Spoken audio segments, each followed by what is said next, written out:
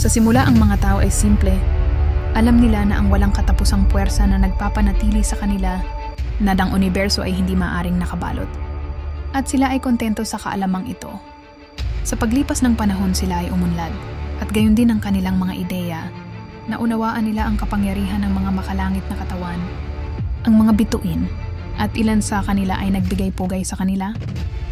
Kaya nagtayo sila para sa kanila ng mga altar at templo, nagsakripisyo at yumukod sa kanila.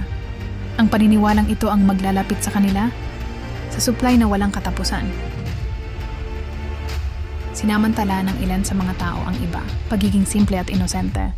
Upang maging makapangyarihan sa kanilang sarili, nag-imbento sila ng kasinungalingan tungkol sa mga bituin na kanilang sinasamba at binigyan ng mga hugis ang mga bituin na gagawing mas madali ang mga ito para makarelate yung iba. Nagsabatas pa sila ng mga batas. Binigay daw sa kanila ng mga bituin mismo. Sa huli, ganap na nakalimutan ng mga tao ang kakanyahan ng kanilang pagkatao. Ang ilan sa kanila ay nahulog upang sumamba, ang mismong mga batong kinatatayuan nila. Ang iba ay sumasamba sa mga puno at iba pang halaman.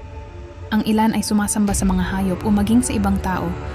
Ang ilan sa kanila ay sumasamba pa sa kanilang sarili. Mula noong sinaunang panahon marami na ang tumalikod sa kanilang mga Diyos-Diyosan. Ngunit kahit hanggang ngayon, kakaunti lang ang tunay na tumalikod sa pagsamba sa Diyos-Diyosan.